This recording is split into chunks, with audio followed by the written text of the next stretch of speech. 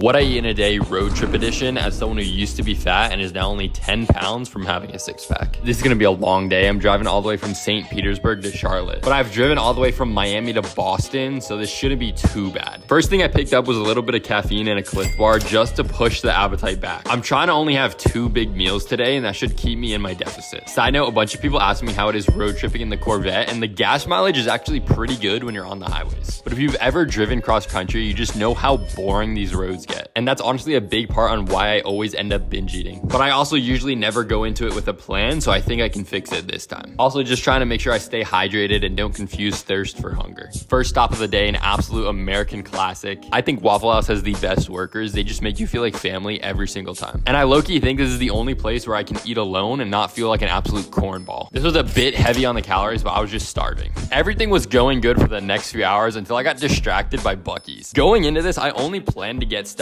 for my family. I got my sister this cotton candy, my mom this beef jerky, and my dad these M&Ms, but I fumbled and picked up another pack of M&Ms. I was honestly mad at myself when I first started eating it, but then I realized it's 200 calories, it doesn't matter. And I feel like that's what no one talks about. Don't expect yourself to be perfect in these weird scenarios. Like, I'm driving across the country. I got over that crash out and just called everyone in my contacts list to help the time go by. Eventually we made it, but I was craving some protein, so I went and stopped at one of the only places still open, which surprisingly was Chipotle. Honestly, macro-wise, I didn't do too bad. The protein was a little low, but I'm gonna be real, I burnt some extra calories building my bed when I got there. Remember, don't try to be perfect, be consistent. See you tomorrow.